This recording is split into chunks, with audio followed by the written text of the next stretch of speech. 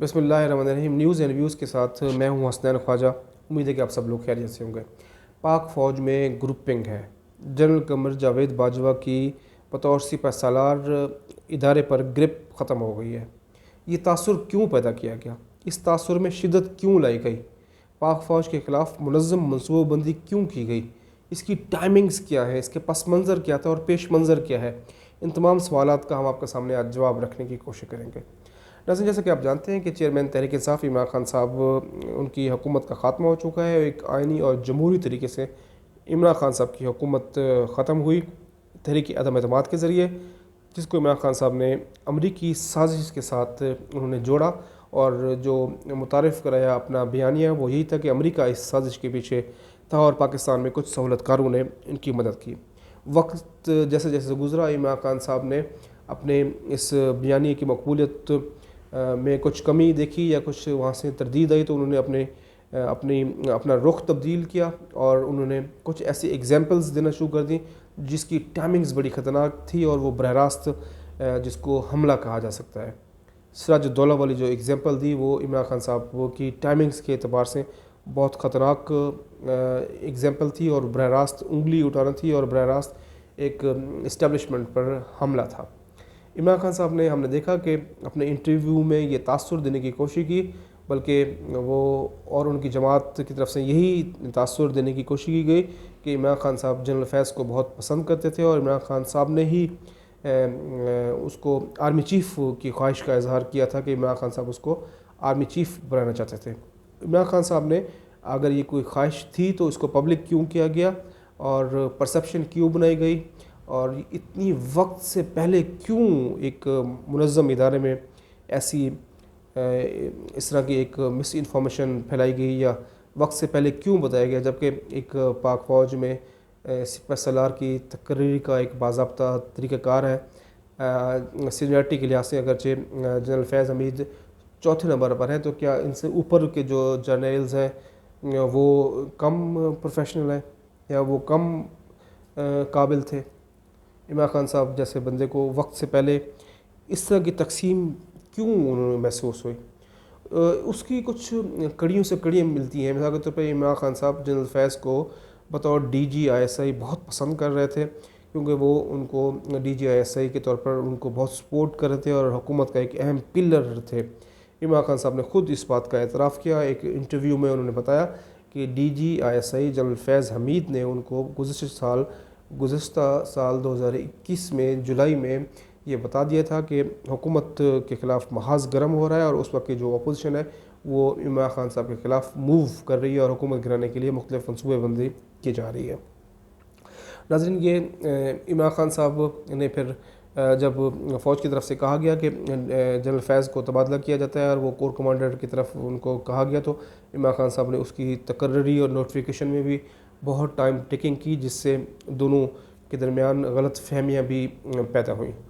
پاک فوج کی جانب سے ان کو کور کمانڈر تعینات کیا گیا، مگر عمران خان صاحب نے اس کو ڈیلیٹ ٹیکٹنگ کی اور اس کی تعیناتی کو، اس کی نوٹیفیکیشن کو روکا، کیونکہ عمران خان صاحب خود کہہ چکے ہیں کہ وہ چاہتے تھے کہ ڈی جی آئی ایس آئی کے طور پر جنرل فیض حمید اس کے ساتھ کنٹینیو کریں۔ افغانستان کو انہوں نے بنیاد بنایا، لیکن پس پردہ ایسا لگتا تھا کہ عمران خان صاحب اپنے سیاسی مقاصد کے لیے ڈی جی آئی ایس آئی کو اپنے ساتھ بطور ڈی جی آئی ایس آئی رکھنا چاہ رہے تھے۔ ناظرین، ہم نے دیکھا کہ عمران خان صاحب کے جو قریبی ساتھی ہیں وہ بھی مختلف اوقات میں مختلف طریقے سے انسٹیٹیوشنز کی طرف انگلیاں اٹھاتے رہے۔ صرف عمران خان صاحب یا پی ٹی آئی نہیں، بلکہ نون لیگ تو جنرل فیض کو مستقل تخت مشق پہ رکھی۔ اس نے ہمیشہ وہ جنرل فیض پر تنقید کی گئی۔ محترمہ مریم نواز کی طرف سے جنرل فیض کے جو سیاسی کردار ہے اس پر انگلیاں اٹھائی گئی۔ اگرچہ آصف علی زرداری صاحب کی جو گفتگو تھی وہ انہوں نے وضاحت کر دی تھی کہ وہ ازرائے تفنن ایک عام نارمل بات کر رہے تھے، وہ ان کا مقصد یہ نہیں تھا، لیکن جب وہ کھڈے لین والی بات کی تو فوج کی طرف سے بھی سخت رد عمل آیا۔ عمران خان صاحب کی جو سٹیٹمنٹس تھیں اس پر بھی سخت رد عمل آیا، اور مریم نواز کی طرف سے بھی سخت رد عمل آیا، اور کچھ سیاسی جماعتوں کے سربراہان کے ساتھ کچھ صحافیوں نے بھی اداروں میں تقسیم پیدا کرنے کا تاثر پیدا کیا، اور 5th جنریشن وار کے ذریعے اور پروپیگنڈا بیسڈ انفارمیشن کے ذریعے اس طرح کی قوم میں تقسیم پیدا کرنے کی کوشش کی کہ عمران خان صاحب جنرل فیض کو آرمی چیف لگانا چاہتے ہیں، اور جنرل فیض کی گروپ بہت مضبوط ہے، اور جنرل باجوہ کے ساتھ 4 کمانڈر ہے تو جنرل فیض کے ساتھ 5 کمانڈر ہے۔ یہ امپریشن بڑا خطرناک ٹرینڈز تھا، اور سوسائٹی کو تقسیم کرنے کے لیے گھناؤنی سازشیں کی گئیں۔ ہم نے دیکھا کہ ٹویٹر پر منظم طریقے سے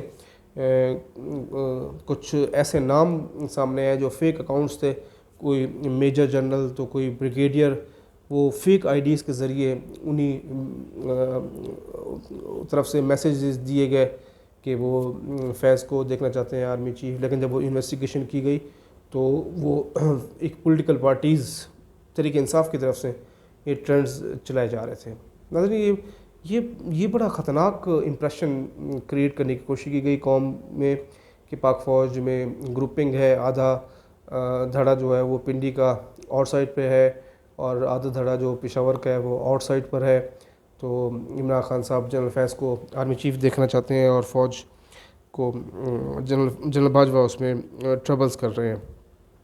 ہم نے دیکھا کہ مریم نواز نے صدر عارف علوی کے صاحبزادے پر بھی الزام لگایا کہ وہ بھی اس پاک فوج کے خلاف مہم میں اہم کردار ہیں، اور وہ ساری اس کی لک آفٹر کر رہے ہیں، اگرچہ ابھی تک اس معاملے کی کسی نے نوٹس نہیں لی۔ ہم پہلے بھی ایک ویلاگ میں یہ مطالبہ کر چکے ہیں کہ اگر یہ بات ٹھیک ہے تو اس کا سخت نوٹس لینا بہت ضروری ہے، لیکن ابھی تک کسی نے اس کا نوٹس نہیں لیا۔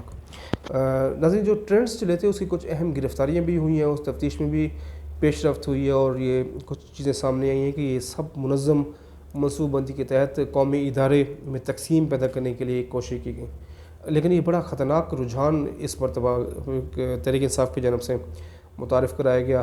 ادارے میں تقسیم کرنے کی جو کوشش کی گئی وہ بہت ہی زیادہ خطرناک اور الارمنگ تھی۔ ناظرین، یہ پہلے آپ کو معلوم ہے کہ یہ پہلے کام انڈیا میں ہوتا تھے، انڈین میڈیا یا انڈین جو ریٹائرڈ جرنیل تھے وہ ہماری فوج پہ اٹیک کرتے تھے۔ وہ ہماری فوج چونکہ ایک پروفیشنل منظم ایک ادارہ ہے، مضبوط ادارہ ہے، دنیا کی سب سے طاقتور فوج ہے، تو یہ پہلا کام انڈیا کرتا تھا۔ اب ہم نے ہی خود ہی ملک میں بیٹھ کے یہ کام کر دیا۔ انڈیا اب خوش ہو رہا ہے کہ جو کام ہم پہلے ہم کرتے تھے اب پاکستان کے لوگ یہ کام کر رہے ہیں۔ یہ بڑے برل تشویشناک اور الارمنگ بات ہے ہمارے لیے۔ بھارت میں تو اب آپ کو پتہ ہے نا، شادیانے ہیں وہاں پہ خوش کیے جا رہے ہیں کہ عمران خان صاحب جو ہے نا وہ ہمارے دوست ہیں، کیونکہ یہ بیانیہ دشمن کا بیانیہ تھا، فوج میں تقسیم والا، فوج کے خلاف الزامات، فوج کی کردار کشی، فوج کو اور عوام میں خلیج پیدا کرنے کی کوشش کی۔ پہلے انڈیا کرتا تھا، لیکن اب ہمارے ہاتھوں سے ہوا ہے، جس کا آنے والے دنوں تک اس کے اثرات پڑیں گے۔ تو بہرحال یہ اس پہ میرے خیال میں یہ جو امپریشن اس طرح کے کریٹ کیے گئے یا جو سوشل میڈیا پہ ٹرینڈز چلے، اور اس پہ سخت سے سخت کارروائی کی ضرورت ہے۔ ان لوگوں کو انصاف کے کٹہرے میں لایا جائے جنہوں نے اتنے مشکل ٹائم میں ہمارے قومی ادارے کی جو ہے نا اس پر انگلیاں اٹھائیں۔ اب فوج واضح طور پہ قوم کو جو پیغام دے چکی ہے وہ یہی ہے کہ وہ اب غیر سیاسی ہے۔ ہم پہلے بھی بتا چکے ہیں کہ اگر 70 سال کے بعد فوج یہ غیر سیاسی ہونے کا بیان دے رہی ہے تو ہمیں اس کی بات پہ یقین کرنا ہوگا۔ اب ایک نئے پاکستان کی طرف ہمیں بڑھنا ہوگا، ہر اداروں کو اپنی لیمٹس میں رہنا ہوگی۔ فوج نے ماضی میں بہت زیادہ مداخلت کی ہے، میں اس بات کو نہیں کہتا کہ فوج نے مداخلت نہیں کی۔ پاکستان میں حکومتیں بنتی بھی فوج کی آشیرواد سے تھیں اور ٹوٹتی بھی فوج کی آشیرواد سے تھی، یہ سب تاریخ کا حصہ ہے۔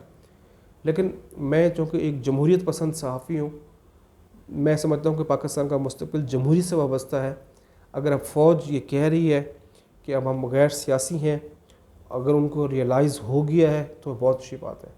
آنے والے دنوں میں ہمیں نئی جو بھی حکومت ہے پاکستان میں، وہ کوئی آرمی چیف کی تعیناتی کے حوالے سے کوئی ایک میکنزم ایسا بن جائے کہ دوبارہ اس قسم کی کسی قسم کی کوئی سیاسی اس کو آمیزش نظر نہ آئے کہ آرمی چیف کی تعیناتی کے لیے سیاسی آمیزش شامل کی گئی ہے، جیسے ابھی جنرل فیض کو پی ٹی اے کی طرف سے آرمی چیف بنا کر پیش کیا جا رہا ہے، اور ادارے میں ایک عدم توازن اور عدم اعتماد کا بیانیہ جھوٹا پیش کیا جا رہا ہے۔ یہ بڑا سلو پوائزننگ ہے قوم کے ذہنوں میں، یہ اس کے بڑے منفی اثرات مرتب ہوں گے۔ لیکن پاکستان کے جو سیریس طبقے ہیں جو وطن سے بہت پیار کرتے ہیں وہ اس سارے سچویشن پہ وہ بہت دکھی ہیں کہ اگر فوج کے ساتھ بھی ایسی ٹریٹ کیا جائے گا جیسے پنجاب پولیس کی طرح کیا جاتا ہے تو پھر ہمارا ایک ادارہ ہے منظم وہ اس پہ فرق پڑے گا بہت. یہ بہرحال ہمیں بہت سوچنے کی بات ہے.